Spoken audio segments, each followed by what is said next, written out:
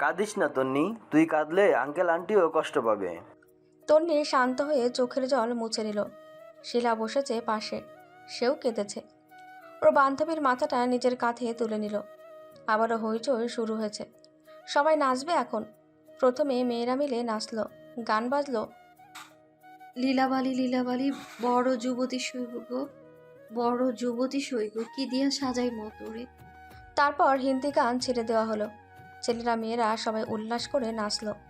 তন্নিরও নাচতে মন চাইল, কিন্তু নববধূর নাচ দেখলে মুরব্বীরা ছিচি করবে। তাই সে স্টেজের উপরে পা তুলে বাবু হয়ে বসে রইল।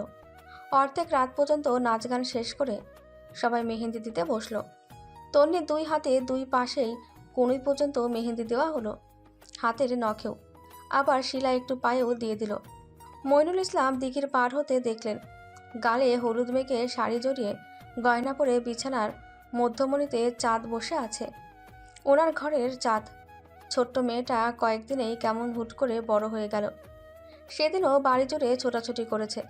দুদিন আগেও জামরুল গাছের মগডাল থেকে মা বকতে বকতে নামিয়েছেন। বছর আগেও পুতুল বুকে জড়িয়ে ঘুমিয়েছে মেয়েটা। মইনুল মার্কেট থেকে খুঁজে খুঁজে গোলাপি রঙের বড় পুতুল আনতেন।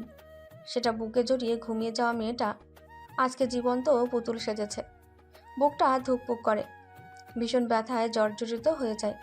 পুরুষ মানুষ কাঁদে না, কাঁদতে পারে না।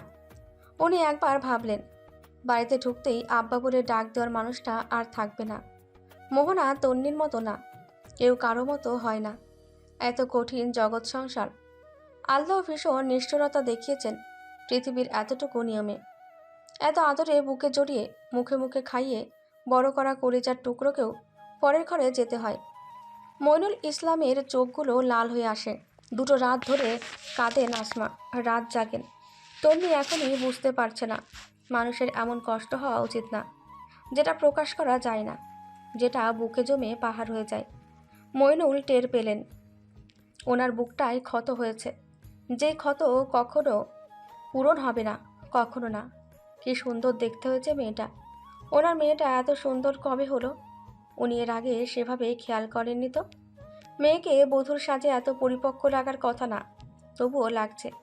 বিয়ের বাড়িতে নাকি মেয়েদের সৌন্দর্য বাড়ে, নইলে এত এত মেয়ের ভিড়ে কেবল ওকেই কেন ফুটবে? কেন চোখ সরানো যাবে না? মইনুল চোখ ফিরিয়ে নিলেন, নজর না লেগে যায়। তারপরের দিন রবিবার, 10 তারিখ, যথারীতি তন্নির বিয়ের দিন। চারপাশ মানুষজনে গমগম করছে। পাত্রের বাড়ি থেকে সকালে বিয়ের সাজগোজ পাঠানো হয়েছে। আনিকা সুন্দর করে সাজাতে জানে। তন্নিকে খুব ভোরে সকাল সকাল গোসল করানো হলো। ভাবিরা সবাই মিলে করিয়েছে। তখন এক দফা কাদা ছোড়াছুড়ি খেলাও শেষ হয়েছে। তারপর সবাই গোসল করে খিচুড়ি খেতে খেতে সময় চলে গেছে। তখন দুপুর 12টা। রবিবারে বিয়ে কিছুটা বেমানান সবার কাছে।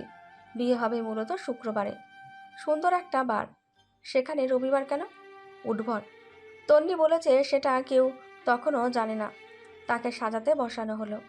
টুকটুকে একটা গাঢ় লাল রঙের শাড়ি, পাটটা ঘন কালো গাঢ় সবুজ, সেখানে সোনালি সুতোর কাজ। লাল শাড়িটা জুড়েও সোনালি কাজ ছড়িয়ে। ঘরের সাদা আলোতে সম্পূর্ণ বাড়ি ঝলমল করছে। ওদের সবার ভীষণ পছন্দ হলো। দোপাটাটাও টুকটুকে লাল। শাড়িটা তন্নিকে বেশ সুন্দর করে সময় নিয়ে পরিয়ে দেওয়া হলো। মাথার লম্বা ঘন চুলগুলো খোপা করা হয়েছে। খোপার মধ্যে কয়েকটা লাল তরতাজা গোলাপ গেঁথে দেওয়া। রং তুলি দিয়ে আঁকা দৃশ্যের মতন সুন্দর বড় বড় দুটি চোখ আইলাইনারের জাদুতে আরও ফুটে উঠেছে। চোখের নিচটাও কাজলে আবৃত। কপালে ছোট্ট টিকলি, নাকে কান পর্যন্ত টানা নাকফুল, ঠোঁটে লাল লিপস্টিক। বিয়ে একবারই হয়, তাই সাজগোজটাও স্পেশাল। হাত ভর্তি লাল চুড়ি, গলায় ছোট বড় দুটি হার। তাকে পুরোপুরি সাজাতে গিয়ে 1 ঘন্টার বেশি লেগেছে। তমা বলেছিল চুলগুলো ছেড়ে রাখতে। তন্নি রাজি হলো না। এত বড় চুল, এমনিতেও লোকজন দেখে ওর মাথা ঘুরছে, দরকার নেই। শেষমেশ ঝুমা ওর মাথায় অর্ধেকটা পর্যন্ত ঘোমটা টেনে দিল। ওর মুখটা ঘুরিয়ে ফিরিয়ে দেখল সবাই, বলা বলি করলো। সোহাগীর সৌন্দর্য বেড়েছে। হাত ভর্তি মেহেদির রংটাও লাল হয়েছে। নূরজাহান ঘর থেকে বের হননি সকাল থেকে। গতকাল থেকেই তিনি চুপচাপ। ভীষণ আশ্চর্যজনক ঘটনা। বাড়িটা সম্পূর্ণ হয়েও অসম্পূর্ণ। নূরজাহানের কথা ছাড়া এটাকে বাড়ি বলা দুষ্কর। তিনি দুর্বল হয়ে পড়েছেন কিছুটা। এক পাশ থেকে লাঠিটা নিয়ে উনি এগিয়ে এলেন। সবাই জায়গা করে দিল। তন্নি হাসছে তখনও। নূরজাহানকে দেখে বলল, দাদু এইখানে বসো, আমার পাশে। হাত দিয়ে নিজের পাশে ইঙ্গিত করলো সে। বহুদিন বাদে তার কণ্ঠে দাদু ডাক নূরজাহানের বুকে ঢেউ তুলে দিল। তন্নি ওনাকে সুন্দরী ডাকে। ওনার চোখ দুটো পিটপিট করছে। লোকে বলে কান্না দেখলে কান্না পায়। মেয়েটা এত সুন্দর সেজেছে, কি সুন্দর লাগছে দেখতে, পুতুলের মতো চেহারা। উনি কাঁদলে মেয়েটাও না বুঝে কাঁদবে। তিনি তন্নির হাত দুটো আঁকড়ে ধরলেন, ঘুরিয়ে ফিরিয়ে দেখে বললেন, জামাই ভালোবাসবি, মেহেদি রং উঠছে, তোর কপাল ভালো। তন্নি লজ্জা পেল। বধূরূপী মেয়েটার হাসিটাও দারুণ। তার আজকে ভীষণ খুশি খুশি লাগছে। ওরও বিয়ে হবে, একটা জামাই হবে। মেয়েরা বিয়ের দিন এত কাঁদে কেন? তার তো তত কান্না পাচ্ছে না। শুধু মোহনা, মা, বাবা আর দাদির মুখটা দেখলে কান্না পাচ্ছে। সবাই ভীষণ আনন্দ করছে। কোথা থেকে আসমা দৌড়ে এলেন। দরজার পাশে তিনি থমকে দাঁড়ালেন। বিছানার মধ্যমণিতে এটা ওনার মেয়ে। তন্নি কবে এতটুকু বড় হলো? বিয়ের শাড়িতে তাকে এক বিন্দুও ছোট লাগছে না। দিনের আলোতেও ওনার ঘরে জ্যোৎস্নার আলো নেমেছে। তিনি ঘরে ঢুকলেন না। হাসি হাসি মুখটা দেখতে দেখতে পিছিয়ে গেলেন। মেয়ে বড় হলে বিয়ে দিতে হয়, এত দারুণ সত্যটা এমন নিদারুণ ব্যথায় মোড়ানো কেন? চারপাশে রব উঠল, বর এসেছে, বর এসেছে। তন্নিকে একা একা রেখে একে একে সবাই বের হয়ে গেল। অনেকে ত্রিনয় সিদ্দিকীকে দেখে চলে আসবে। ঘরটা পুরোপুরি খালি হয়ে নিস্তব্ধ পুরীর মতন রূপ ধারণ করলো। তন্নি চুপচাপ বসে থেকে বাইরে তাকালো। পুকুরের মাঝখানে রোদ পড়েছে, চারপাশে ফলের গাছগাছালির বাহার। তন্নি পেয়ারা গাছটার দিকে তাকালো। তারপর একে একে জামরুল, জাম্বুরা, আম সবগুলো গাছ ও চষে খেয়েছে দুদিন আগেও। গাছগুলোর নকশা দারুণ, উঠতে গেলে আনন্দ হয় বেশ। তন্নি সেগুলো দেখতে দেখতে হুট করেই হেসে ফেলল। একবার ডাল ভেঙে দিঘিতে পড়েছিল সে। সেসব দেখতে দেখতে ছোট তন্নি আনমনা হয়ে গেল। তার মনে পড়ল সে এখান থেকে চলে যাবে। তারপর কারো বাড়ির আদর্শ বউ হতে হবে, উড়নচণ্ডী পানা কমাতে হবে। মা, এ বাড়িতে তো সে আর কখনোই মেয়ে হিসেবে আসতে পারবে না। এটা তো মনে ছিল না। তারপর এতগুলো গাছ, গাছের ফলগুলো, পুকুর পুকুর সাঁতরে গোসল করা, দালির সাথে ঝগড়া, ওর আরামের বিছানাটা। তন্নি সারা বাড়ি হেঁটে হেঁটে ভাত খায়, এত দিনের অভ্যাস, স্বভাব। তার থেকেও বড় কথা, সে এই বাড়িতে আগের মতন হইচই করতে পারবে না। আজ থেকে সব শেষ, সব শেষ, সর্বনাশ।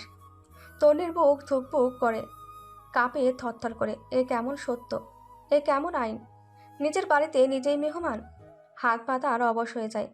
আসমা বেগম খাবার নিয়ে ঘরে ঢুকলেন। তন্নি অথই সাগরে পড়া নাবিকের নাই মায়ের কোমর আঁকড়ে ধরে। আসমা চোখ মুছলেন, মেয়ের মাথায় হাত বুলিয়ে দিলেন। তন্নি ফুপিয়ে উঠল। আমার কষ্ট হচ্ছে আম্মা, কষ্ট হচ্ছে আমার। কথার ধরনে আসমা ব্যাকুল হয়ে উঠলেন। জিজ্ঞেস করলেন, কি হয়েছে আম্মু, মাথা ব্যথা করছে? তন্নি প্রকাশ করতে পারে না। সে ছটফট করে, ভীষণ বড় বড় করে শ্বাস ফেলে, নিজের বুকে নিজেই হাত দিয়ে মালিশ করে, ধরা গলায় আওড়ায়। আমার অস্থির অস্থির লাগছে, আমার ভালো লাগছে না। এবারে কি আর আমার থাকবে না? আমি আর পুকুরে গোসল করব না। আমি আমি গাছে উঠে পেয়ারা। আম্মা। আসমা বেগম কুল কিনারা পেলেন না। কি করবেন না করবেন খুঁজে পাচ্ছেন না। অসহায় হয়ে বাইরে তাকালেন। আরাফকে দেখে ডাক দিলেন। আরফ, বাবা। আরাফ ঘরে ঢুকলো প্রশ্ন করতে করতে। কি হয়েছে ফুপি? দেখ তন্নি কেমন করছে। আরাফ আরেকটু দ্রুত পায়ে এগিয়ে এলো। ওকে জিজ্ঞেস করলো, কি হয়েছে, কেমন লাগছে? তন্নি উত্তর দিল, জানি না, সবার কথা ভাবতে ভাবতে কেমন যেন লাগছে। আরাফ শ্বাস ফেলল। এক গ্লাস জল এগিয়ে দিল। আস্তে করে মাথায় হাত বুলিয়ে দিতে দিতে বলল, কিছু হয়নি, প্যানিক অ্যাটাক, এসব ভাবিস না আর। দেখ তোর কাজল নষ্ট হয়ে যাচ্ছে, কি সুন্দর লাগছে দেখেছিস, পুতুলের মতো। আসমা দূর থেকে দেখেন কি যত্ন। এত যত্ন আর কারো চোখে এখনও দেখেননি তিনি। কিছুটা অন্যরকম না ছেলেটার দৃষ্টি? শুধু ভাই হিসেবে উনি হিসাব মিলাতে পারেন না।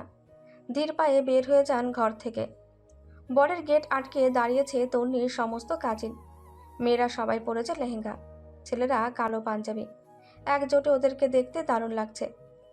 তাদের গেটে কেবল চাওয়া আপাতত 5,000, বাকিটা হাত ধোয়ানোর সময় আর বইয়ের মুখ দেখার সময়। ত্রিনয়ের ঝামেলা ভালো লাগে না। সে একবার চাইতে পকেটে হাত পুরল, তাকে পাশ থেকে থামিয়ে দিল ওর মামা। মেয়েরা সবাই বেশ বিরক্ত। তুই কেন বরের সাথে থাকবি? ভাল লাগে না। তিনি জিজ্ঞেস করলেন। টাকা কে নেবে? সবার মধ্যে থেকে আনিকা জবাব দিল। তাহলে বাকিরা ভিড় কমাও কমাও, আমার বাবার মাথা ব্যথা করবে। ও লে লে লে লে। তাহলে বাবাকে বাসায় রেখে আসতেন। আপনি কে? তিনি ফুঁসে উঠলেন। তোমরা কেউ চেনো আমাকে? হ্যাঁ। আকসা তৎক্ষণাৎ জবাব দিলেন। না। মামা আপনার নাম কি? পাশ থেকে কে উত্তর দিল কে জানে। বলল মোহাম্মদ আজম সারোয়ার উদ্দিন ভুইয়া বল্টু। নাম শুনে সবগুলো শব্দ করে হেসে উঠল।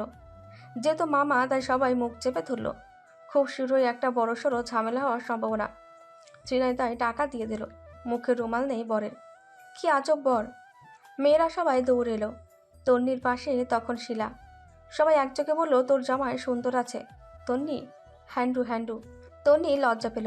সে ঘরের বাইরে মহিলাদের গুঞ্জন শুনেছে। সবাই বলাবলি করেছে জামাইটা সুন্দর।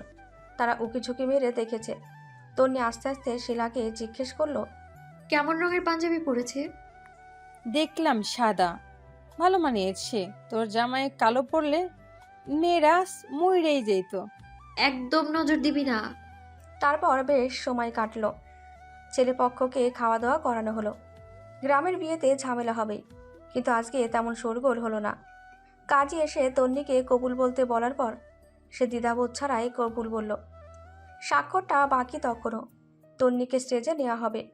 তখন ছবি তোলা হবে দুজনের সাইনের, তাই খানিক সময়ের জন্য অফ। তন্নির মাথার ঘোমটাটা তখন পুরোপুরি টেনে দেওয়া হলো। বর আসবে ঘরে। মেয়েরা দাঁড়ালো চাদর টানিয়ে। গুঞ্জন আর হৈ হৈ শুরু হলো। তন্নির শরীরে কাঁপুনি সৃষ্টি হলো। আরেক দফা ঝামেলা শেষে মেয়েরা সরে দাঁড়ালো। তন্নি টের পেল ওর সামনে একজন বসেছে। সে চিনতে পেরেছে। পেছন থেকে বোধহয় কেউ ঘোমটা টেনে দিল। উন্মুক্ত হলো তার সুশ্রী চেহারাটা। ত্রিনয় তৃপ্তিতে খুশিতে ঠোক গিলল, মনে মনে আওড়ালো, মাশাআল্লাহ। তন্নি তাকালো না। দুজনকে একসাথে বসিয়ে আয়না দেখানোর পালা তখন। আয়না ধরল নূরজাহান। সামনে কাচের বস্তুটা এলে তখন তন্নি তাকালো। তারপর হুট করে পুনরায় চোখে চোখ পড়ল। আজকে কপালে বিরক্তি নেই, ভাঁজও নেই। সে মুগ্ধতায় উপচে গিয়ে তৎক্ষণাৎ আয়না থেকে চোখ সরিয়ে সরাসরি তাকালো ঘাড় বাঁকিয়ে। ত্রিনয়ের দৃষ্টি আয়নাতেই। নূরজাহান ধমক দিলেন, আয়নায় দেখ, সারা জীবন পড়ে আছে। বাকিরা হেসে দিলেই তিনি জিজ্ঞেস করলেন, আয়নায় কাকে দেখো জামাই? সবাই উৎসুক। তন্নি লাজ লজ্জা ভুলে তাকিয়ে আছে। পাশাপাশি বসার ফলে কাঁধে স্পর্শ লাগছে। সে আরও একটু অপেক্ষা করল। ত্রিনয় দম ফেলল। ওর দিকে ব্যাকুল আগ্রহ নিয়ে তাকিয়ে থাকা চোখ দুটো পরিমাপ করল অদক্ষ চোখে। তারপর বেহায়া নজর নিয়ে গেল রাঙা ঠোঁটে। সমস্ত মুখমণ্ডল নিপুণ চোখে অবলোকন করে সে শান্ত কণ্ঠে জবাব দিল, আমার বধূ, আমার অর্ধাঙ্গিনীকে। বেশ হাসির রোল পড়ল ঘরে। তন্নি চোখ সরিয়ে নিল। কি অদ্ভুত দৃষ্টি লোকটার। তন্নি ভাবতে পারে না সে বিবাহিত। ত্রিনয়ের বউ। স্টেজে যাওয়ার সময় ত্রিনয় নিজেই ওর হাতটা আঁকড়ে ধরল সবার সামনে। ভারী শাড়ি নিয়ে তন্নি এগিয়ে গেল। আরও কতক্ষণ ছবি তোলা হলো দুজনের। কার্ডে দুজনের নাম সোনালী অক্ষরে লেখা। ত্রিনয় সিদ্দিকী, তন্নি আফরোজা। তখন বিদায়ের সময়। তন্নি হুট করে কাঁদছে ভীষণ, তাও জোরে জোরে, আশপাশ ভুলে। আসমা আর মইনুল যখন ত্রিনয়ের হাতে হাত রাখলো তার, তখন থেকেই একবার বাবাকে জড়িয়ে আরেকবার মাকে জড়িয়ে। তন্নির সাথে আপাতত ওর বোন যাবে। বরের আগে অন্য গাড়িটা ছেড়ে দিয়েছে। মোহনা সেখানে বসেছে। তন্নি কাঁদতে কাঁদতে গাড়িতে উঠল। বেশ চিৎকার করে কাঁদছে সে। ত্রিনয় সিদ্দিকী কপালে হাত চেপে রেখেছে। ঘ্যান ঘ্যান কান্নার শব্দে তার মাথা ব্যথা করছে। আসমা মইনুলের পাঞ্জাবি আঁকড়ে রেখেছেন। দূরে দরজার শিখে মাথা ছেড়ে দিয়ে নূরজাহান কাঁদছেন। বুড়ো মানুষ, ঠিকমতো আওয়াজও করতে পারছে না। শিলা দাঁড়িয়েছে গাড়ির সামনে। গাড়িটা ছাড়ার আগে তন্নি ফের চিৎকার করে উঠল, বলল, জানালাটা একটু খুলে দাও। ত্রিনয় বিরক্তি সমেত এগিয়ে এসে ওর গা ছুঁই ছুঁই হলো। তন্নির ভাবান্তর নেই। জানালাটা খুলে যাওয়ার পর সে মাথা বের করলো। কাজলে চোখ টোক লেপটে একাকার হয়ে আছে। সে শিলার দিকে হাত বাড়িয়ে ঠোঁট ভেঙে কাঁদতে কাঁদতে বলল, যে পেয়ারাগুলোর ভেতরে লাল হয় সেগুলো কাউকে দিবি না, আমি এসে খাবো। এগুলো আমার পছন্দের। ড্রাইভার বোকা বনে হতভম্ব হয়ে পেছনে তাকালো। গ্রামের মহিলারা যারা আঁচলে মুখ চেপে রেখেছিলেন তারা লুকিয়ে হেসে ফেলল। শিলা দাঁত কিরমির করল। ত্রিনয় মাথা ঘামালো না। সিটে মাথা এলিয়ে দিয়ে বলল, যাতে মাতাল তালে ঠিক। তন্নি চোখ মুছে জিজ্ঞেস করলো, আমাকে কিছু বলেছো? না, তুমি যদি একটু কান্নাটা থামাও তাহলে আমি একটু শান্তি পেতাম। মাথা ব্যথা করছে। তন্নি ঠোঁট উল্টে বলল, কান্না তো থামছে না। আমি কখনো আম্মা আব্বার দাদিকে ছাড়া থাকিনি। দাদির সাথে ঝগড়া না করলে আমার দিন কাটে না। আমার না কেমন যেন লাগছে। মনে হচ্ছে সারা জীবনের জন্য চলে যাচ্ছি আমি। সারা জীবনের জন্যেই তো। এখন তো আমি নিজের বাড়ির অতিথি। বুকটা ফেটে যাচ্ছে আমার আল্লাহ। ত্রিনয় কি করবে বুঝতে পারল না। সান্ত্বনা দিতে সে পারে না, কিভাবে দিতে হয় জানে না, অভিজ্ঞতা নেই। তাকে কিছুক্ষণ ঠোঁট কামড়ে রাখতে দেখা গেল। ভাবছে, তারপর শুধু আস্তে করে বলল, কাঁধে মাথা রাখো, ভালো লাগতে পারে। তন্নির খুব ভালো লাগলো কথাটা। সে চুপচাপ মাথা এলিয়ে দিল ত্রিনয়ের কাঁধে। ত্রিনয়ের মেরুদণ্ড সোজা হয়ে আসে। ও মূর্তির মতন বসে থাকে, কথা বলে না। বাড়িতে রব উঠল, বউ এসেছে বউ এসেছে। তখন বেশ রাত হয়ে গেছে। রোজিনা বেগম যাদেরকে নিয়ে বউ বরণ করলেন, ঘরে তুললেন। ত্রিনয় নিজের ঘরে চলে গেছে। তনিকে মতো ত্রিনয় সিদ্দিকীর বোনের ঘরে নিয়ে যাওয়া হলো। রাতে কেউ আর এলো না। ত্রিনয়ের দুই বোনের নাম জুই, জবা। জুই বড় দুজনের মধ্যে। সে ঘরে এসে বলল, ভাবি শাড়ি পাল্টে নাও, ফ্রেশ হয়ে এসো, তোমার ঘুম পাচ্ছে। কাঁদলে চোখ মুখ ফুলে যায়। তখন ঘুমটা একটু বেশি পায়। সে মাথার ঘোমটাটা ফেলে বলল, হ্যাঁ, আমার বোন কোথায়? জুই এগিয়ে এসে মাথার ক্লিপে হাত দিল। খুলে দিতে দিতে বলল, তোমার বোন আমার বোনের সাথে, ওরা দুজন বান্ধবী হয়ে গেছে। তন্নি হেসে দিতে চাইল। তার পূর্বেই দরজার সামনে কেউ দাঁড়ালো, লম্বা শরীর। তন্নি তাকালো। সাদা টি শার্ট, কালো ট্রাউজার পরে ত্রিনয় দাঁড়িয়ে তোয়ালে দিয়ে মাথা মুছছে। তন্নি গুটিয়ে গেল অস্বস্তিতে। মিনমিন করে বলল, এখানে থাকবি নাকি? জুই চোখ কুচকে জিজ্ঞেস করলো। কে? তারপর সামনে তাকালো, হেসে হেসে উত্তর দিল, আজকে না, এটা আমার ঘর। তন্নি হাঁপ ছাড়ল। জুই জিজ্ঞেস করলো, ভাইয়া কিছু বলবে? তন্নি কিছুটা আড়াল হয়ে আছে যাতে দেখা না যায়। জুইয়ের এদিকে মনোযোগ নেই। সে মন দিয়ে মাথার ক্লিপ খুলছে।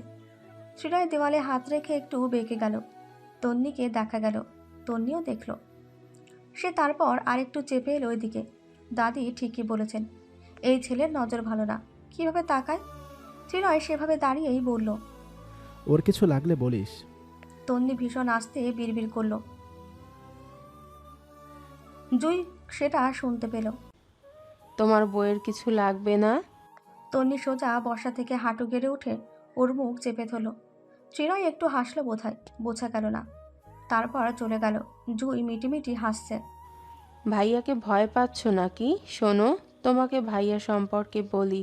ভাইয়া ভীষণ ভীষণ রাগী। কথা না শুনলে মাথার ওপর তুলে আছাড় মারতে পারে। আবার মনে করো একটু অবাধ্য হলে ধাক্কা মেরে নিচে ফেলে দিতে পারে। মুখে মুখে তর্ক করলে সোজা তোমাকে বাপের বাড়িতে রেখে আসতে পারে। প্রথম কথাগুলো তন্নির মনে তরোয়ালের ন্যায় ঢুকে গেল। সে সব জীবনেও ভুলবে না। প্রথম প্রথম বাক্যগুলো তো একটু বিশেষ। তার মনের ভেতর ভয় জেগে বসলো শক্তপোক্তভাবে। এমন সাংঘাতিক পুরুষের সাথে এক ঘরে থাকা কিভাবে সম্ভব? তাকানোর ধরন, কথা বলার ধরন সবার থেকে আলাদা। তন্নি এমন কাঠখোট্টা লোক জীবনেও দেখেনি। সংসারও তো করতে হবে আজকের পর থেকে। তন্নি কি ভয় পাচ্ছে? তন্নি সাহসী মেয়ে, ও ভয় পায় না। এখন একটু ভয় লাগছে। এক ঘরে থাকার বিষয়টা বেশ বিপজ্জনক, অন্তত ওর কাছে। পরের দিন সকালে ঘুম থেকে ওঠার পর তন্নিকে ড্রয়িং রুমে নিয়ে যাওয়া হলো। আজ ওদের বউ ভাত, তাদের বাড়ি থেকে সবাই আসবে। রাতে তেমন কেউ আসেনি। বিয়ে মানেই তো বউ দেখা, তাই মহল্লার মহিলারা দলে দলে বউ দেখতে আসছে। তন্নির পরনে একটা জামদানির সাদামাটা শাড়ি। কিছুক্ষণ পর ওকে সাজানো হবে। মেয়েটার শরীরের রংটা আরেকটু উজ্জ্বল হয়েছে। একজন দেখে বলল, সুন্দরী বউ রুজিনা, এটাকে কোথায় পেলে? তন্নি নিজেও সবার মুখ দেখছে, বাকিরা বউয়ের কাণ্ডে অবাক হচ্ছে বটে। নতুন বউ এমন ড্যাব ড্যাব করে তাকিয়ে কেন? কেউ অবশ্য মুখে কিছু বলল না। শেষমেশ একজন ভদ্রমহিলা এলেন। পোশাক আর সাজগোজে সম্ভ্রান্ত চেহারা, বেশ শৌখিন এবং বড় ঘরের মহিলা। শরীরের গয়নাগুলো তার সচক্ষ প্রমাণ।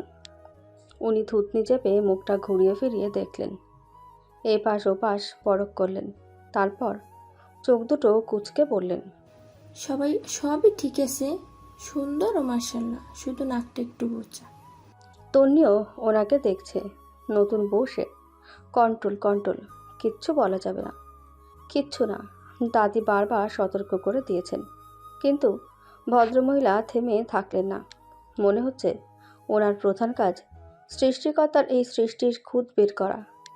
তিনি আবারও বললেন, এই যে দিকটা, এখানে একটু উঁচু হলে একদম খাপে খাপ। কি রে রোজিনা, মেয়ের নাক দেখিসনি? তন্নি আর চোখ থাকলো না, সহ্য হলো না বোধহয়। এভাবে কারো চেহারা খুঁড়তে হবে কেন? চেহারায় বড় লোক অথচ মন মানসিকতা নিম্ন। নাক দেখে আনবে মানে? একটা মানুষের হাড়গোড়ের খোঁজ নিয়েও কি বিয়ে হয়? সে মুখে মুখে বলে বসল, আপনার তো নাকি নেই আন্টি, সবার সব কিছু সুন্দর হবে কিভাবে? মুখের নকশা কি হাতে আঁকা যায়? ত্রিনয় তখন সিঁড়ির মাথায় এসে থেমেছে। ভদ্রমহিলা শুনতে পেয়ে হাই হাই করে উঠলেন। ও রোজিনা, নতুন বউয়ের আচরণ এমন কেন? তন্নি জিভে কামড় বসালো। নাউজুবিল্লাহ। ওয়াল্লাহ, মুখটা কেন এত দ্রুত চলে? ত্রিনয় এগিয়ে এলো। তন্নি তাকে এক পলক দেখে দাঁড়িয়ে পড়ল। মহিলা ত্রিনয়কে দেখে বললেন, 2 দিন হয়নি বউ হয়ে এসেছে, তোর বউ কিভাবে তর্ক করছে দেখেছিস? ত্রিনয় ওর দিকে তাকালো। তন্নি মাথা নামিয়ে রেখেছে। কিছু বাদে তার কানে এলো একটা ভীষণ গম্ভীর কণ্ঠ। শ্বশুর বাড়ির লোকজনের সঙ্গে আদবের সাথে কথা বলবে। ঘরে যাও, সোজা আমার ঘরে। জুই, ওকে আমার ঘরে নিয়ে যা। ভাইয়া, ভাবিকে সাজাতে হবে। আমার ঘরেই।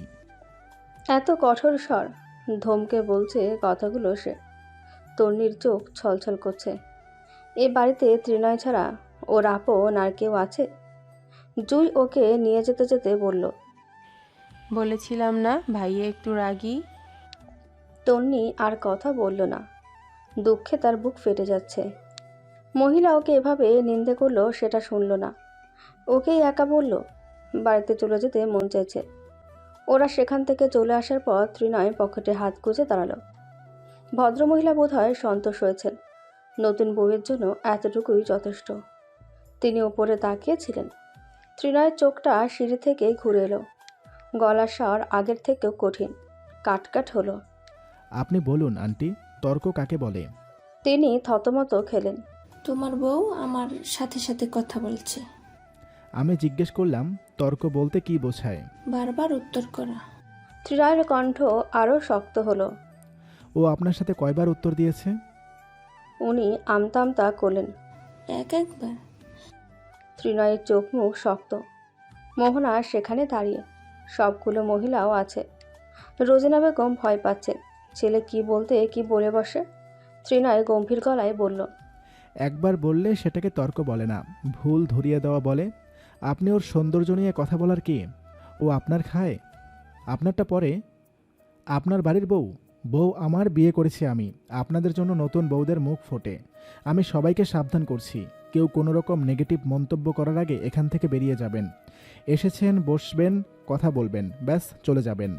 আমার বউ, আমার মায়ের পুত্রবধূকে নিয়ে নাক গলাবেন না। একজন মিনমিন করলেন। বউকে দেখানো শাসন করেছে। ত্রিনয় জবাব দিল, হ্যাঁ অবশ্যই, যতটুকু বলেছি সেটাই যথেষ্ট। ও আপনাদের সাথে আর কোনোদিন কথাই বলবে না। আপনারা কি চাচ্ছেন আমার স্ত্রী আমাকে ভয় পাক? জাস্ট ইরিটেটিং, অসহ্য। এবং লাস্ট ওয়ার্নিং, ওকে নিয়ে কেউ কিছু, আই রিপিট, বিন্দু তুল্য মন্তব্য করবেন না। আপনাদের বাড়িতে গিয়ে আমার স্ত্রী বসে থাকবে না। চোখের পাশের শিরাগুলো ভাসমান হয়েছে। তারপর সে গটগট পায়ে চলে গেল। ভদ্রমহিলা বললেন, কি অভদ্র ছেলে তোমার। রোজিনার মুখ কালো হয়ে গেল। জুই এসেছে তখন। সে বলল, অভদ্র বলেই অভদ্র ভাষায় বুঝিয়েছে, ভদ্র হলে বাড়ি থেকে বের হয়ে যাওয়ার কথা বলতো সরাসরি। তারা সবাই চুপসে আছে। লজ্জা শরম থাকলে আর কোনোদিন কিছু বলবে না। বাপরে, কি সাংঘাতিক ছেলে! বড়দেরকে আদব দিতে জানে না, একদিনই বউ চিনে ফেলেছে। আজকালের ছেলে অসভ্য অসভ্য বিড়বিড় করতে করতে ওনারা চলে গেলেন। তন্নির বাড়ি থেকে সবাই এসেছে। নূরজাহান এসেছেন আগে আগে। তিনি এসে ত্রিনয়ের ঘরে ঢুকেছেন। তন্নিকে আজ কালো জামদানি পরানো হয়েছে, হালকা ঘিয়ে রাঙা শাড়ির পাড়।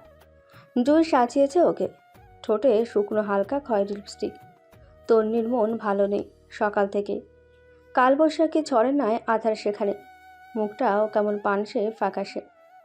ত্রিনয়ের ধমক এখনও সে ভুলতে পারছে না।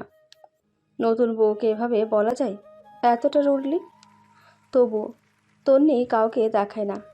তার মুখে ক্ষীণ হাসি ফুটল নূরজাহানকে দেখে। মোহনাও এসে বসেছে পাশে। নূরজাহান এসে সবটা শুনেছেন। সকাল সকাল নববধূকে নিয়ে ঝগড়া হয়ে গেছে এক দফা। তিনি নাতনির চোখ মুখ দেখে বুঝে নিলেন। জিজ্ঞেস করলেন, জামাই তোকে কিছু বলেছে? তন্নি মুখও খুলতে পারল না। মোহনা খাটের ওপর উঠে এলো। ভীষণ ছটফটে গলায় বলল, আপাকে বকেছে সেটা বাদ দাও দাদু। আপা যখন সেখান থেকে এলো, বাপ রে, ভাইয়া যেন কি রাগ। ভাইয়াকে দেখে আমি ভয় পেয়ে গিয়েছিলাম। এই যে এইখানটাই, কপালের বাঁ পাশটা দেখালো সে। এইখানের রগ ফুলে গিয়েছিল। এত রাগী! আপা জীবনও ঝগড়া করো না। নূরজাহান মিটিমিটি হাসলেন। বউকে মুঠোয় রাখার কৌশলও জানা আছে বলেছেন, কিন্তু বউয়ের অগোচরে। তন্নি কথা বলল না। সে বুঝল না তার অভিমান হয়েছে, ভীষণ গাঢ় অভিমান। প্রথম দিনেই বউকে এভাবে শক্ত কথা বলা তার উচিত হয়নি। অভিমান না ভাঙলে সে কথা বলবে না।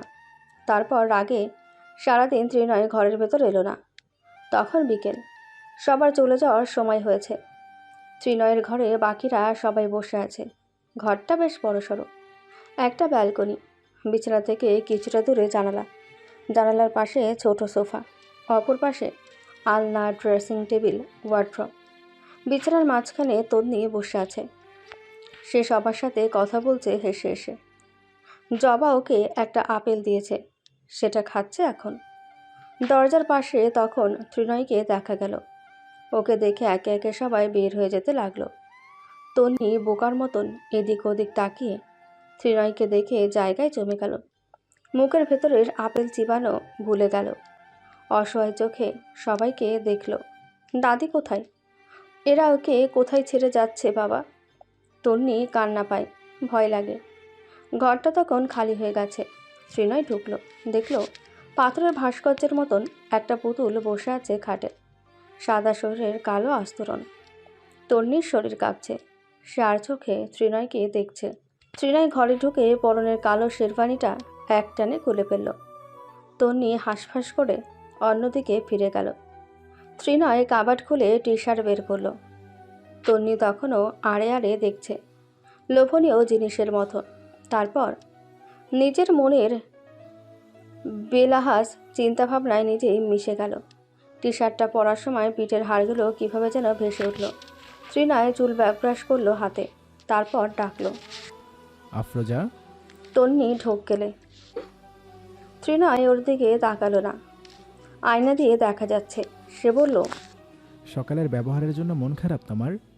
থাকতে পারে, অস্বাভাবিক না, কিন্তু আমার বাড়ির, আমার এলাকার কারো সাথে কখনো এভাবে কথা বলবে না। আমি এটা ভালো চোখে দেখি না। বড়দের সাথে তর্ক করা উচিত না। তন্নি নাক ফুলিয়ে প্রশ্ন করলো, উনি বারবার আমাকে খুঁড়ছিলেন, নিজে তো কিছু বললো না, শুধু আমাকে পেয়েছে। চোরে কখনো চোরের বাণী শোনে? চোরে কখনো চোরের বাণী শোনে? তোমাকে তর্ক করতে না করে আমি তর্ক করব? আমি যাতে আর কখনো না শুনি কেউ কিছু বলার সাথে সাথে উত্তর দিয়েছ। কেউ আমার বউকে নিয়ে আলোচনা করুক, নিন্দা করুক, তা আমি চাই না। আমার বউ? তন্নির অনুভূতিগুলো নিজের কাছেই অজানা লাগে। সে কথা বলতে পারে না, চুপচাপ মেনে নেয়। একা একা লোকটার সাথে আছে, চিন্তা করলেও শ্বাস আটকে আসে। ত্রিনয় বের হওয়ার সময় দরজার কাছে জুইকে দেখল। শেষেরটা শুনেছে কিছু, চলে যেতেই চাচ্ছিল। ত্রিনয়কে বের হতে দেখে গেল না।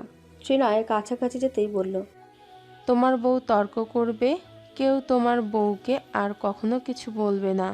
ত্রিনয় যেতে যেতে আদেশ দিল। ওকে কেউ কিছু বলবে না, সেটা যেন ও না জানে। জুই ভাইয়ের বেশ প্রশংসা করল, দারুণ তীক্ষ্ণ বুদ্ধি। তার কিছুক্ষণ পর নূরজাহান ত্রিনয়কে সাথে নিয়ে ঘরে এলেন। তন্নি তখন একা বসে আছে। সে দেখল নূরজাহান ত্রিনয়ের হাতটা দু হাতে চেপে ধরে আসছে। তন্নি কথা বলল না। দুজন এসে খাটে বসল। মাঝে নূরজাহান, এক পাশে তন্নি, অপর পাশে ত্রিনয়। তিনি তন্নির হাতটা ত্রিনয়ের হাতে রাখলেন। ত্রিনয় তীক্ষ্ণ চোখে দেখছে ওকে। নূরজাহান বললেন, নাতি আমার বড় আদরের, তুই ওরে আদরে আদরে রাখিস। তন্নির লজ্জা বাড়ছে। নূরজাহান কখন কি বলে বসে ঠিকানা নেই, গ্যারান্টি নেই। ত্রিনয়ের হাতের ওপর তন্নির হাত। সে সেখানে জোরে চাপ দিল। তন্নি হকচকিয়ে গুটিয়ে গেল। আঙুলে আঙুল নাড়াচ্ছে। ভীষণ অদ্ভুত অনুভূতি। কি শয়তান! সে হাতটাকে ছাড়াতে চাইছে।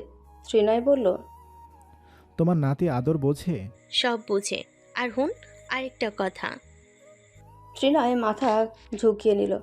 উনি ফিসফিস করে বললেন, রয়ে শুয়ে রয়ে শুয়ে। ত্রিনয় জিজ্ঞেস করলো, কেন? ধুর বালডা, আমার নাতি ছোট না। ছোটটাকে বিয়ে দিলে কেন? নূরজাহান ফুঁসে উঠলেন। ওনার রাগটা আবার বাড়ছে। ছেলেটা এমন তেদর কেন? উনি রেগে গিয়েই বললেন, তোর কি এমনিতেই আমি মাঙ্গে নাতি ডাকি? খাটাস একটা। তন্নি বা হাতটা নিয়ে কপালে একটা থাপ্পড় মারল, নিজের কপালে। তারপর নূরজাহানের কানে কানে বলল, বুড়ি শয়তান কুটনি, তুমি এমন তুই তো গাড়ি করো কেন? হ্যাঁ, আর এত গালি? ভালো হয়ে যাও কিন্তু। নূরজাহান মাথা দোলালেন। তোর ঘরে একটা বাবু হইলে ভালো হয়ে যামো। তন্নি চোখ উল্টিয়ে ত্রিনয়ের দিকে তাকালো। ঠোঁটের কোণে এক টুকরো হাসি, মিটিমিটি হাসি। তার লজ্জায় মাটিতে মিশে যেতে ইচ্ছে করছে। সে মাথায় বড় করে ঘোমটা টেনে নিল। চোখ মুখ দেখা যায় না। আল্লাহ তুমি রহম করো। নূরজাহান তারপর ত্রিনয়কে আবারও বললেন, যা কইছি মনে রাখিস, নাইলে। ত্রিনয় কথা কেড়ে নিল। পারবো না, তুমি থাকো, নইলে আজকে রাত। নূরজাহান শয়তানের মতন হেসে জিজ্ঞেস করলেন, পুরুষ মানুষের প্রথম শত্রু কি জানিস? কি? ওদের। ত্রিনয় এবারে তন্নির হাত ছেড়ে মুখ আটকে ধরল। থামো থামো, জানি। নূরজাহান হাতটা ঝটকা মেরে সরিয়ে দিলেন। ওর দিকে তাকিয়ে নাকটাকে উঁচু করলেন। তুই খালি আমারে সুতে চাস কেন? ত্রিনয় কাঁধ উঁচু করল। তুমি তো সেদিন বললে পুরুষ মানেই লুচ্চা, মানে তাই আর কি। নূরজাহান ওকে ঠেলে দিলেন। যা দূরে গিয়ে মর, যা ঘর হইতে বাইর হ। কেন? আমার নাতির সাথে কথা আছে, তুই যা। ত্রিনয় দুটো হাত বিছানায় ভর করল, বলল, আমার সামনেই বলো। নূরজাহান ওকে পেছন থেকে ঠেলে দিলেন। ত্রিনয় বের হয়ে গেল। যাওয়ার আগে দরজায় দাঁড়িয়ে বলল, তোমার নাতিকে এখন একটু ঘুমিয়ে নিতে বলো। তন্নি অবুঝের মতন তাকালো। নূরজাহানকে গুঁতো দিল জিজ্ঞেস করতে। নূরজাহান জিজ্ঞেস করলেন, কেন? ত্রিনয় স্বাভাবিকভাবেই বলল, সারা রাত সজাগ থাকতে হবে না? তন্নি প্রকট চোখে তাকালো। কি লজ্জাজনক কথাবার্তা! ছি ছি, কান দিয়ে ধোয়া বের হচ্ছে তার। রাতে সজাগ থাকার মানে কি সে একটুও বোঝে না? তন্নি কি এতই বোকা? নূরজাহান শাড়িতে মুখ ঢেকে ফেলেন। তন্নি হাঁসফাঁস করছে, অবস্থা দুর্বিষহ। কিছু বলল না সে, চুপচাপ মুখ ঘুরিয়ে নিল অন্যদিকে। ত্রিনয় কথা বলেই চলে গেছে। নূরজাহান ওর হাতে হাত রাখলেন। মানে বুঝি চলবি তনি? এটা তোর বাপের বাড়ি না। জামের বাড়িতে থাকতে গেলে বোবা হইয়া থাকতে হয়, মনে থাকবো? তন্নি বিস্পৃহায় মাথা নাড়ে। কাকে কি বলবে সে? তবুও সে বলল, কেউ আমাকে কিছু বললে আমি চুপ থাকবো কেন? মাগি, লাঙ্গের খড়কলে চুপ থাকতে হয়। কেউ কিছু কইলে প্রথমে জামাইরে কইবি। তোর জামাইয়ের জ্ঞান বুদ্ধি ভালো আছে, তোর মতো গাধা না। তন্নি মেরে নিল, কথা বলল না। নূরজাহান শরীর ঘেঁষে বসলেন। আস্তে করে বললেন, জামাই রাতে যা চাইব সব দিবি। তন্নির চোখ দুটো কুঁচকে আসে। সে নিজের হাত দুটো প্রসারিত করলো, নিজেকে দেখিয়ে বলল, কি আছে, কি আছে আমার কাছে, কি দেব? নূরজাহান মৃদু ধমক দিলেন। চুপ, বুঝিস না কিছু? না বুঝলে চুপচাপ থাকবি, আজারা ভয় পাবি না, আর চিৎকার চেঁচামেচি করিস না। তন্নি উল্টে ওনার হাত ধরল। তুমি থাকো সুন্দরী, আমার একলা একলা লাগে, এখানে কেউ আমার আপন নেই। নূরজাহান আশ্বাস দিলেন। আছে, জামাইয়ের বাড়িতে জামাই ছাড়া আপন নাই, জামাইয়ের মতো আপন কেউ নাই। মনে রাখবি, জামাই তোর, জামাই তোর সব। আজকে রাত গেলেই বুঝবি। ভয় পায় না দাদু, তুমি মন দিয়া সংসার করবা। বাপের বাড়ি যাতে কোনো অভিশাপ না, বাপের বাড়ি যাতে কোনো অভিযোগ না যায়। রেশমি বিয়ে হয়েছে কখন মনে নাই? তোর থেকেও ছোট থাকতে বিয়ে হয়েছে, কি সুন্দর ঘর করতেছে। আমার বিয়ে হয়েছিল 12 বছর বয়সে। আমার কথা মনে রাখবা দাদু। তন্নি হঠাৎ ঠোঁট উল্টে কেঁদে ফেলল। ফুপিয়ে উঠে বলল, এখানে ভালো লাগছে না, আমার দম বন্ধ লাগছে, আমি একটু বাইরে যাব। নূরজাহান ওর মাথায় হাত বুলিয়ে দিলেন, দীর্ঘশ্বাস ছাড়লেন। কাঁদে না বউ, ভালো খারাপ সব তিনই রে বলবি। রাতে বলিস বাইরে যাওয়ার কথা, নিয়ে যাবে। জামের মতো চলে সোয়াগী হবি। তারপর নিয়ম করে রাত নামল। আকাশের কোণে সূর্য অস্ত গেল। তন্নির জীবনে নতুন রাত এলো, ভিন্ন, অন্যরকম। জীবনের দ্বিতীয় স্তর। তন্নি ভীষণ অগোছালো, চঞ্চলা রমণী। ত্রিনয় তাহার বিপরীত। নূরজাহান দেখে গেলেন, ভবিষ্যৎবাণী করে গেলেন, ওদের খুব সুন্দর একটা সংসার হবে। টক ঝাল মিষ্টি একটা সংসার। মইনুল মেয়ের জন্য উপযোগী পাত্র খুঁজেছেন, সেটা উনি আজকের ঘটনাতেই বুঝে গেছেন। প্রথম ভাগ সুন্দর হলেই রাস্তা মানুষের মতো হয়। হাঁড়ির ভাত একটা ধরলেই বোঝা যায় সবগুলো ফুটতে হয় না। দিন রাত প্রকৃতির নিয়ম। নিয়মকে সামনে রেখে দিন কাটলে রাত হবে, আবার রাতের পর দিন হবে। এতটুকু অবশ্যই স্বাভাবিক। তবু এই সামান্য স্বাভাবিকতা হঠাৎ হঠাৎ কারো জীবনে অস্বাভাবিকতার বন্যা নিয়ে আসে। আজকে কারো খাতায় তন্নির নাম। মোটেই আজকের রাতটা তার জন্য স্বাভাবিক না, কিছুটা অসামান্য বটে। তন্নি সেই বিকেল থেকে কাঁপছে ঠকঠক করে। সবাই চলে যাওয়ার পর থেকে নূরজাহান আরও হাজারখানেক কথা বলে গেছে। মেয়েটা এক প্রকার অস্বস্তি, লজ্জায় আর ভয়ে মিশে যাচ্ছে। এখানে সে একা, কেবল একা। রাত বোধ হয় তখন 10টার উপরে। জানালাটা খোলা ঘরের। তন্নি চুপচাপ বিছানার মাঝখানে বসে আছে। কেমন অদ্ভুত একটা অনুভূতি। সব কিছু নীরব, খা খা করছে। বাড়ির পেছনে ত্রিনয়ের ব্যালকনির থেকে একটু দূরে একটা ডোবা, ময়লা পানি, বিশাল বড় বড় কচুরিপানার গাছ, কচু গাছ, হেলেঞ্চার ঝোপ। তন্নি বিকেলে দেখেছিল সেখান থেকে ঝিঝি পোকার আওয়াজ আসছে। তাছাড়া বাকি সব নিস্তব্ধ, পাতালপুরের ন্যায়। তখন দরজার দিকে মৃদু শব্দ হলো। সেই আওয়াজে ঘোমটার নিচে তন্নি আরেকবার কেঁপে উঠল। খটখট শব্দ তুলে এগিয়ে এলো ত্রিনয়। বুক সমান ঘোমটা টেনে বসেছে। মেয়েটার গরম লাগে না? ত্রিনয় বিছানার কাছে দাঁড়িয়ে হাতঘড়ি খুলতে খুলতে স্বাভাবিকভাবেই জিজ্ঞেস করলো, গরম লাগছে না? তন্নি মাথা দোলালো, অর্থাৎ গরম লাগছে। ত্রিনয় আবারও বলল, তাহলে ঘোমটা দিয়েছো কেন, তাও এত বড় করে? তন্নি পড়েছে মহা মুশকিলে। সে জবাব দিল না অনেকক্ষণ। তারপর আস্তে করে জিজ্ঞেস করলো, তোমাকে আমি তুমি করে রাখি? প্রশ্ন শুনে ত্রিনয় ভ্রু কুচকায়। আসলে এটা পাগল। সে বিছানায় হেলে দুলে বসল। খাটটা নড়ে উঠল একটু। তন্নি আর একটু গুটিয়ে গেল। ডাকবে, সমস্যা কি? তুমি অলরেডি আমাকে তুমি বলেই ডেকেছো। তন্নি কতক্ষণ মনে করার চেষ্টা করলো, তারপর বিফল হলো। বলল, কখন? গাড়িতে। সে আরেকটু সময় চুপচাপ থাকলো। হঠাৎ করেই ত্রিনয়কে দেখতে মন চাইছে। লোকটা এখনও তার ঘোমটাটা সরাচ্ছে না কেন? কথা খুঁজে না পেয়ে সে আবার বলল, শিলা বলেছিল আপনি নাকি সম্মান বেশি। ত্রিনয় ওকে সময় নিয়ে বোঝায়। সম্মান ডাকে থাকে না, সম্মান বোঝা যায় আচারে আচরণে। তুমি আমাকে তুমি বলছো মানে অসম্মান করছো না, এটা তোমার কমফোর্টেবল ম্যাটার। এসব নিয়ে কখনো ভাববে না। সম্মান মন থেকে আসে, কাছের মানুষকেই সহজে তুমি বলা যায়, বুঝেছো? তন্নি ভীষণ খুশি হলো। তার বর বুঝদার আছে। খুব সুন্দর কয়েকটা কথায় ওর সমস্ত অস্বস্তি শুষে নিল কেমন, কিন্তু ও কথা বলল না। আঁচড়ের তলায় তার মুখের প্রতিক্রিয়া ত্রিনয় বুঝল না। সে একটা বালিশ পিঠের পেছনে ঠেকিয়ে বিছানার হেডবোর্ডে হেলান দিল। তন্নিকে আদেশ করল। ঘোমটা তোলো। তন্নি বোকা বলে গেল। বউয়ের ঘোমটা তো স্বামী তুলবে, জানে না নাকি?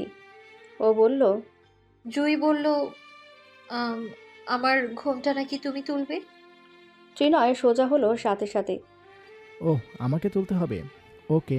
তারপর আর একটু এগিয়ে গিয়ে হাঁটুতে ভর করে দু হাতের শাড়ি ধরে ওপরে তুলল। তন্নির ফর্সা মুখটা উন্মুক্ত হলো। সে তাকালো দুটো চোখে। মুগ্ধতায় লেপ্টে এলো দুজনের চোখ মুখ। ত্রিনয় একটা ভ্রু উঁচু করল। তারপর তন্নি লজ্জা পেয়ে মুখটা নামিয়ে নিতে চাইল। এর আগেই দুটো শক্ত হাতের অঞ্জলি ফুটে ভর্তি এলো তার গাল দুটো। ত্রিনয় আঁকড়ে ধরেছে, ঠোঁট দুটো গোল হয়েছে। তন্নি চোখ বড় বড় করে তাকিয়ে তাকে আরেকটু কাঁপিয়ে দেওয়ার তাগিদে ত্রিনয়ের মুখটা এগিয়ে এলো। উষ্ণ ওষ্ঠদয় এসে বসলো তার মসৃণ টান টান লাবণ্যময় কপালখান। ভীষণ সময় নিয়ে তন্নির চোখ দুটো আবেশে বন্ধ হয়ে আসে। হাতগুলো বিছানার চাদর খামচে ধরে। সেখানে ত্রিনয় আরেকটা চুমু দিল শব্দহীন। তন্নি শব্দ করে কেঁদে উঠল। ত্রিনয় সরে এলো, কিন্তু হাতটা সরল না। বদ্ধ চোখের পাতায় তাকিয়ে রইল কতক্ষণ। শুভ্র গাল বেয়ে আরও খানিক সময় ঝর্ণার মতো অশ্রু ঝরল। তারপর সে জিজ্ঞেস করল, বউ কাঁদে কেন? তন্নি চোখ মেলল। অমন ফোলা চোখ নিয়েই ভেজা গালে আবদার করল, তোমাকে একটু জড়িয়ে ধরি। ত্রিনয় নিজেই টেনে এনে শক্ত করে জড়িয়ে ধরল। মাথায় পিঠে হাত বুলিয়ে দিল। তন্নি পিঠের পাঞ্জাবি আঁকড়ে ধরে চুপ করে গেল। আর কাঁদল না। নিজেকে কেমন বাচ্চা বাচ্চা মনে হচ্ছে লোকটার বাহুবন্ধনীতে। কি সুন্দর ঘ্রাণ, চওড়া বুক পিঠ। তারপর কতক্ষণ সে চুপচাপ মাথা এলিয়ে রাখল। ত্রিনয় ওর মাথায় থুতনি রেখেছে। এবার বলো, কাঁদলে কেন? তন্নি আস্তে আস্তে ঠোঁট উল্টে বলল, বাড়ি কথা মনে পড়ছিল, আমার এখানে দম বন্ধ লাগছে। ত্রিনয় জিজ্ঞেস করল, বাইরে যাবে? তন্নি মাথা নাড়ল। না, এতক্ষণ খারাপ লাগছিল, তুমি আসার পর থেকে ভালো লাগছে। দাদু বলেছে স্বামীর মতো আপন কেউ নেই। ত্রিনয় একটু শব্দহীন হাসল। মাথা থেকে থুতনি সরিয়ে জিজ্ঞেস করলো পুনরায়, এভাবেই থাকবে? তন্নি প্রথম প্রথম লজ্জা পেল। নিজেকে হাতের বেষ্টনীতে আবিষ্কার করে আরেকটু গুটিয়ে গেল। ভুলেই গিয়েছিল। সে সরে এলো। ত্রিনয় বিছানার বোর্ডে হেলান দিয়ে একটা বালিশ রাখলো কোলের ওপর। দেখল তন্নি মুখ ঘুরিয়ে রেখেছে, একটু একটু হাসছেও। এই হাসিকেই কি তবে মেয়েদের লজ্জা বলে? এত অপরূপ দেখতে। মেয়েদের লজ্জা পাওয়ার দৃশ্যের থেকে আবেদনময়ী চিত্র বোধহয় ভূখণ্ডে নেই। অপার্থিব মনোমুগ্ধকর, অথচ পুরুষ তাকায় শুধু দেহে। ত্রিনয় সেসব ভাবনা বাদ দিয়ে বলল, সোজা ঠিকঠাক হয়ে বসো। তন্নি নড়ে চড়ে বসল, কথা বলল না। লাইটটা নিভে গেছে কতক্ষণ হলো। ঘরে সবুজ রঙের ড্রিম লাইট জ্বলছে মিটমিটি। ত্রিনয় জিজ্ঞেস করল, তোমার কোনো শখ নেই? তন্নি প্রথমে বুঝল না, তারপর জবাব দিল, আছে। কি? তন্নি এদিকে তাকালো হেসে হেসে। বাগান করা। ত্রিনয় কিছুটা বোকা বনে গেল। হোয়াট? এটা একটা শখ হলো? তন্নি অনাগ্রহী ভীষণ। কথায় কথায় ইংরেজি বলে, সাহেব কোথাকার। সে উত্তর দিল, আরে ধুর, কিসের শখ, ছোট থেকে এটা লিখেছি আমি, তাই এটাই বললাম। লিখেছো বলতে? তুমি তো দেখি কিছুই বোঝো না। স্কুলে আমরা প্যারাগ্রাফ লিখতাম না, ইয়োর ফেভারিট হবি, তখন লিখতাম my favourite hobby is gardening. আমার পড়ার ঘরের সামনে একটা বাগান আছে, সেখানে আমি ফুল গাছ লাগিয়েছি, প্রতিদিন সেখানে কাজ করি। আবার কয়েকটা শাকসবজির গাছও আছে, আম্মু সেগুলো দিয়ে সুস্বাদু খাবার বানায়। তন্নি কথার মধ্যেই হেসে উঠল। আদতে আমার কোনো পড়ার ঘরই নেই, বাগান তো দূর, বাপ জীবনে একটা গাছ লাগালে মরে ভূত হয়ে যেত। ত্রিনয় বুকে হাত ভাঁজ করে রেখেছে। চোখ মুখ তার অসহায় ভীষণ। মেয়েটা কি বোকা? ও জিজ্ঞেস করল, তোমাকে আমি রচনা জিজ্ঞেস করেছি? তন্নির হাসি হাসি মুখটা বদলে গেল।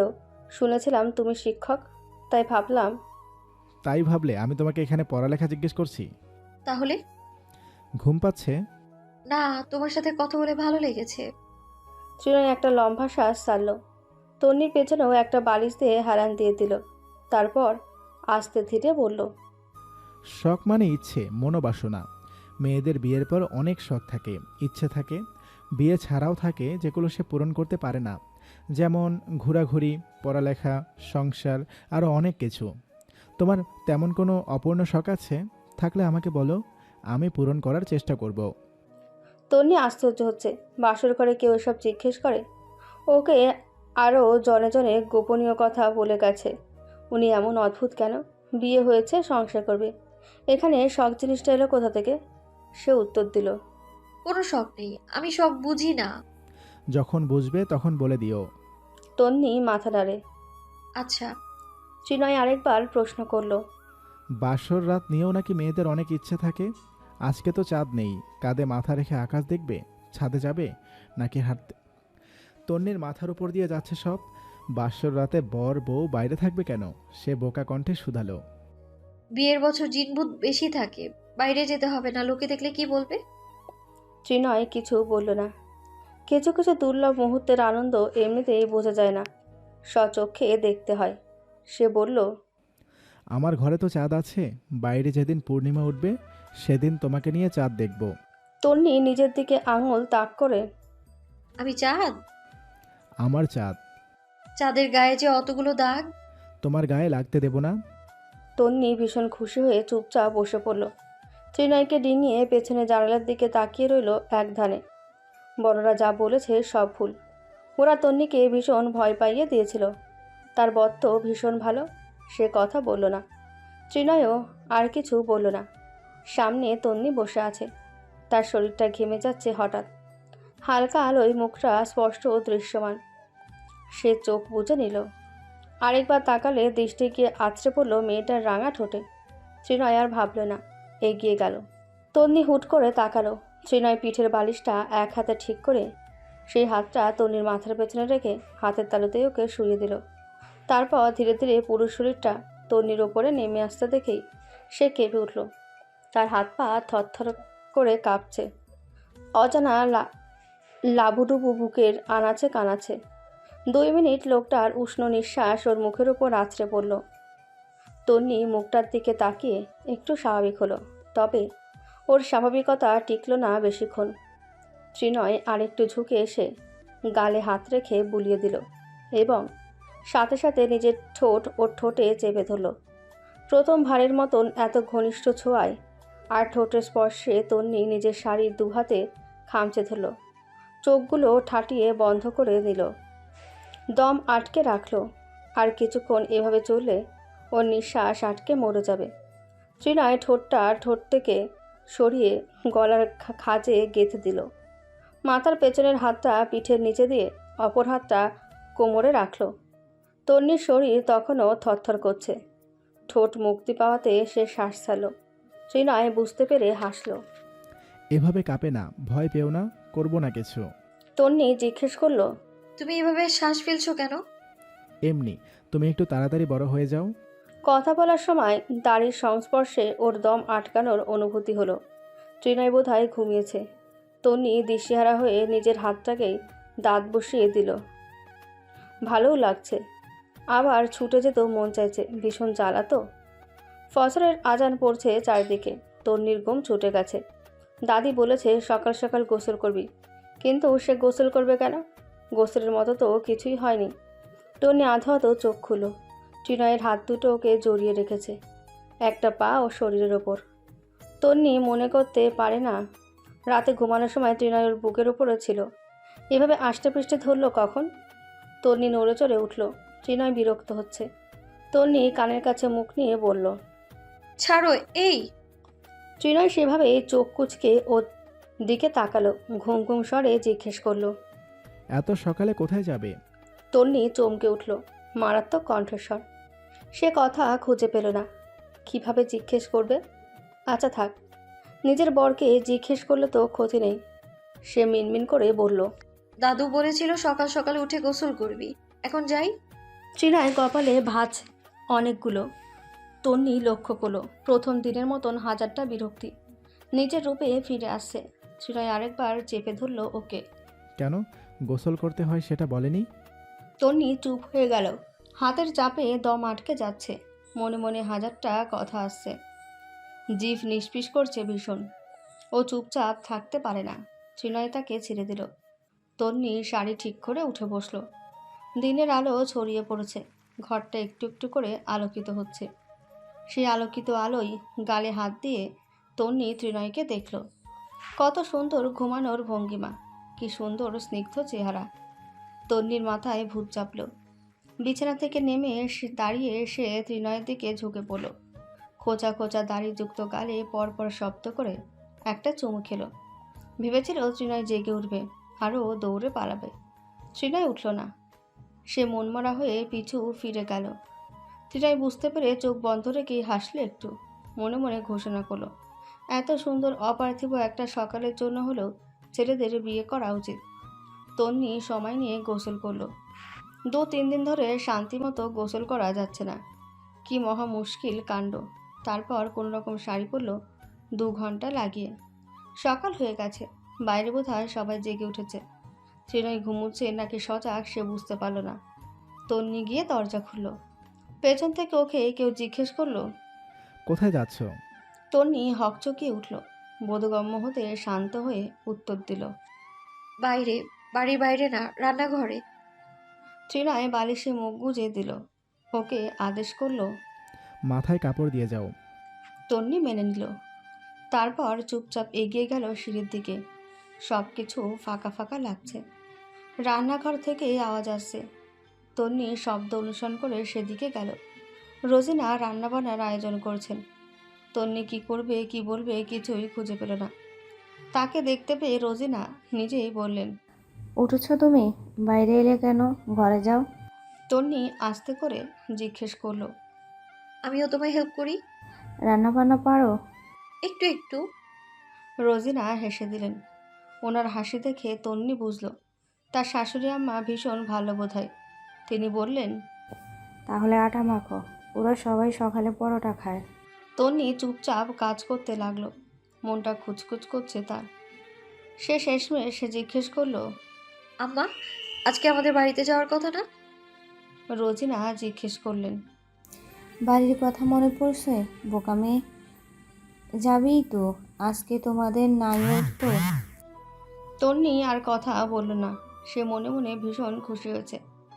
একে একে সবাই হাজির হলো ডাইনিং টেবিলে। রোজিনা তন্নিকে বললেন, ত্রিনয়কে ডাক দাও, গিয়ে উঠুক, খাবে না? তন্নি মেনে নিল। এখানে তার ভালো লাগছে না, ঘরে যেতে মন টানছে। জুই, জবা, রোজিনা ও শ্বশুর কারো প্রতি তেমন টানে আসছে না যতটুকু ত্রিনয়ের প্রতি এসেছে। নূরজাহান বলেছিলেন, একটা রাত গেলেই বুঝবি। তনি বুঝেছে ওদের সবার সাথে কথা বলতে কিছুটা অস্বস্তি হচ্ছে এখন। সময় হলে অবশ্য কেটে যাবে সেটা। সে চুপচাপ ঘরে এলো।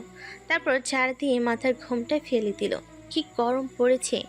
এত গরমে কেউ মাথায় কাপড় দেয়? অসহ্য। তারপর সে বিছানায় তাকালো। তিনয় তখনও ঘুমাচ্ছে। তনি আশ্চর্য হলো, এত বেলা পর্যন্ত ঘুমায়? উনি না শিক্ষক, সময়ানুবর্তিতা নেই। তনি এগিয়ে গেল, কি বলে ডাক দেবে সে ইতস্তত করলো। শুনছো? এই, ত্রিনয় বালিশ থেকে মুখ তুলল। সমস্যা কি তোমার? ঘুমোতে দিচ্ছ না? সকাল হয়ে গেছে। ত্রিনয় কপালের ভাঁজ সমেত উঠে বসলো। তন্নি একপাশে দাঁড়ালো জায়গা দিয়ে। ত্রিনয় বসলো পা ঝুলিয়ে। তন্নি তখন বিছানায় তাকিয়ে আছে। ফোনটা ওর মনোযোগ কেড়েছে। স্মার্টফোন সে দেখেছে, কিন্তু ব্যবহার পদ্ধতি জানে না। ত্রিনয় ওকে দেখল, তারপর ফোনটা হাতে নিল। তন্নি হকচকিয়ে গেল, বুঝে ফেলেছে। ত্রিনয় ফোনটা দেখিয়ে জিজ্ঞেস করলো, বিয়ের ছবি দেখবে? তন্নি খুশি হয়ে গেল। ফোনটা লক করার আগে পর্যন্ত উকি দিয়ে দেখল। ত্রিনয় গ্যালারি ওপেন করেছে। সে তাকালো পাশে, তারপর বলল, বসো এখানে। হাত দিয়ে নিজের পাশটা দেখালো সে। তন্নি গুটিয়ে গুটিয়ে বসলো, খুবই সামান্য দূরত্ব রেখে। ব্লাউজ পেটিকোটের ফাঁকে বাম কোমরের কিছুটা জায়গা উন্মুক্ত। সেকেন্ডের ব্যবধানে তন্নি টের পেল একটা হাত সেখানে স্পর্শ করেছে। ত্রিনয় ওকে টেনে নিজের কাছাকাছি নিয়ে গেল। নরম ত্বকে খড়খড়ে হাতের ছোঁয়ায় তন্নি জমে গেল। পায়ের পাতা শিরশির করে উঠল যখন সেখানে রাখা হাতের আঙুলগুলো নড়াচড়া শুরু করলো। তন্নি সময় নিয়ে সাজগোজ করে তৈরি হলো। তার এত আনন্দ লাগছে যা বলার বাইরে। মনে হচ্ছে এক যুগ পর বাপের বাড়িতে যাচ্ছে সে। এত খারাপ লাগছে বাড়ির জন্য। সে একটা লাল শাড়ি পরে, চোখে কাজল দিল, ঠোঁটে হালকা লিপস্টিক, কানে হাতে গয়না। নতুন নাকফুলটায় তাকে ভীষণ সুন্দর লাগছে। কেমন বউ বউ রব শরীরে। ত্রিনয় নিচে গেছে, তন্নির জন্যই বোধহয় অপেক্ষা করছে। আয়নায় তাকিয়ে থাকতে থাকতে ত্রিনয় ঘরে এলো। তন্নির কাল রাত থেকে সরাসরি লোকটাকে দেখলে লজ্জা লাগছে, ভীষণ লজ্জা। সে চুল আঁচড়াতে আঁচড়াতে ডান পাশে তাকালো। ত্রিনয় বিছানায় বসে ঘড়ি পড়ছে হাতে। ভুলে গিয়েছিল বোধহয়। সেও তখন তাকালো। তন্নি আরও একবার থতমত খায়। আগের মতোই চাহনি চোখের, মুখটা পুরো প্যাঁচার মতো। ওর দিকে বেহার মতন আরও কতক্ষণ চেয়ে রইল। তন্নি পুনরায় নূরজাহানের কথা স্মরণ করলো। ছেলেটার দৃষ্টি ভালো না, ওর দিকে কিভাবে যেন একটা তাকায়। তন্নি শেষমেশ মাথায় ঘুমটা টানলো কপাল পর্যন্ত। ঘুরে দাঁড়িয়ে জিজ্ঞেস করলো, কেমন লাগছে? ত্রিনয় বিছানায় বহু কষ্টে বসে থেকে মতামত দিল, সুন্দর লাগছে, নতুন বউয়ের মতো। তন্নি আবারও মুখ ঘুরিয়ে হাসলো। ত্রিনয় টের পেল এই তো ওর মরণ, এখানেই তো লুকিয়ে তার সমগ্র। দুজনে বের হওয়ার পর গাড়িতে বসলেই নূরজাহান কল দিলেন। ত্রিনয় ওকে দিয়ে দিল ফোনটা। নূরজাহান জিজ্ঞেস করলেন, তোর আসবি কখন? তন্নি উত্তর দিল, আমরা গাড়িতে আছি, বেশিক্ষণ লাগবে না। ওরা এলো ঠিকঠাক 20 মিনিট পর। বাড়িতে হইচই শুরু হলো। আসমা মইনুল ত্রিনয়কে ঘরে তুললেন। তন্নি গিয়ে একে একে সবাইকে জড়িয়ে ধরল। তার ভীষণ আনন্দ হচ্ছে। সে কতক্ষণ ঘুরে ঘুরে বাড়িটা দেখল, দেওয়ালগুলো ছুঁয়ে দিল। ওরা তন্নির ভীষণ আপন। ছোট থেকে এই ইট পাথরের বাড়িটা তার অতীব পছন্দের ছিল। কত শত কত সহস্র স্মৃতি জড়িয়ে। একদিনে কী সব ভোলা যায়, যায় না। হাঁটতে হাঁটতে তন্নি টের পেল বাড়ির মাটিটুকুর সংস্পর্শটা পর্যন্ত আলাদা। এমন মাটি কোথাও নেই, এমন মাটির অপূর্ব মিশের গন্ধ পৃথিবীর কোথাও নেই। বিয়ের পর মেয়েরা কেবল প্রিয় মানুষ ছেড়ে যাওয়া দুঃখে কাঁদে না, তাদের হাজারটা দুঃখের একটা হলো পরিচিত জায়গা ছেড়ে যাওয়া। একটা কমফোর্ট জোন হারিয়ে ফেলার ভয়েও তারা কাঁদে। পাখির মতো উঠতে পারার সুখ হারিয়ে ফেলার ভয়ে তারা কাঁদে। চিরায়ত অভ্যাসগুলো ছেড়ে দেওয়ার ভয়ে তারা কাঁদে। বউয়ের বাড়ির সবাই খোঁজ পেয়ে বরকে দেখতে এলো। শুনেছে তন্নির জামাই খুব সুন্দর। ত্রিনয় বসেছে ঘরের মাঝখানে। তন্নি কিছুটা দূরে বসে বসে আঙুর খাচ্ছে আয়েশ করে। শত জনমের ক্ষুধার্ত লোকের মতন আসার পর থেকে খেয়ে যাচ্ছে মেয়েটা। তন্নি খাওয়া দাওয়া পছন্দ করে। ত্রিনয় বিরক্তি নিয়ে ফোন হাতে তুলল। এর আগেই কোথা থেকে কতগুলো মহিলা দল বেঁধে এলো তার কাছে। ত্রিনয় ফোনটা রেখে দিল। মহিলারা সবগুলোই বেশ বয়স্ক, দাদির বয়সে বোধহয়। একজন ত্রিনয়ের পাশ ঘেঁষে বসলেন। তার অস্বস্তি হচ্ছে। মহিলা জিজ্ঞেস করলেন, তোমার নাম কি? ত্রিনয়ের গলা রসকসীন। ত্রিনয় সিদ্দিকী। কঠিন নাম। আরেকজন জিজ্ঞেস করলেন, তোমার আব্বা আম্মা কি করে? আব্বুর ব্যবসা আছে, আম্মু করেন না কিছু, বাড়িতেই থাকেন। ত্রিনয় বড্ড উসকুস করছে। এখান থেকে পালানোর উপায় কি? তন্নি কি বোকা? এদিকে আসছে না কেন? বউ ছাড়া এই মুহূর্তে সে নিজেকে খুব অসহায় হিসেবে ঘোষণা করলো। উনি আবারও বললেন, আপনারা ভাই বোন কয়টা? ত্রিনয় জোর করেও হাসতে পারছে না। তার বাড়িতে তার ভাই বোন মা বাবাও তার সাথে এত কথা বলে না। সে বলল, জি, আমি একা আর 2 বোন। কিসে পড়ো, কতটুকু বয়স জিজ্ঞেস করলে তিনি এখান থেকে উঠে যাবে মনে স্থির করেছে। সহ্য করা যাচ্ছে না আর। তন্নি খাওয়া বাদ দিয়ে এখনো তাকিয়েছে। পাশের মহিলাটা বললেন, শুনছি জামাই মাস্টার। ত্রিনয় চোখ বুজে ফেলল বিরক্তির চোটে। মাস্টার, কি আজব শব্দ। তন্নি হেসে ফেলল। সে উঠে এগিয়ে এলো। বুঝতে পারলো রেগে যাচ্ছে। সে কাছাকাছি আসার পর শুনতে পেল এক মহিলা ওনার নাতিকে বলছেন, জামাই 2-3 দিন থাকবে এখানে, পড়াটারা না হয় বুঝে এলে আসিস, বুঝিয়ে দেবে না হয়। ত্রিনয় নিজের কপালটা আঙুল দিয়ে চেপে ধরল। তন্নি ফিক করে শব্দ করে হেসে উঠল। তারপর সবাইকে ডিঙিয়ে বলল, তোমরা যাও তো এখন, ওর মাথা ব্যথা করছে। তুমি আমার সাথে আসো। বলার সাথে সাথে সে দাঁড়িয়ে পড়ল। মাথা গরম হয়ে পড়েছে ততক্ষণে। সবথেকে বেশি রাগ আসছে তন্নির ওপর। ওরা চলে যেতে সবাই বিড়বিড় করলো, তুমি? বাহ। তন্নি ওকে নিয়ে নিজের ঘরে এলো। কারেন্ট চলে গেছে কতক্ষণ হলো। ত্রিনয় হেঁটে এসে বিছানায় বসে ধপ করে শুয়ে পড়ল। তন্নি চলে যেতে নিলেই হাতটা টেনে ধরল। সে পেছনে তাকালেই বলল,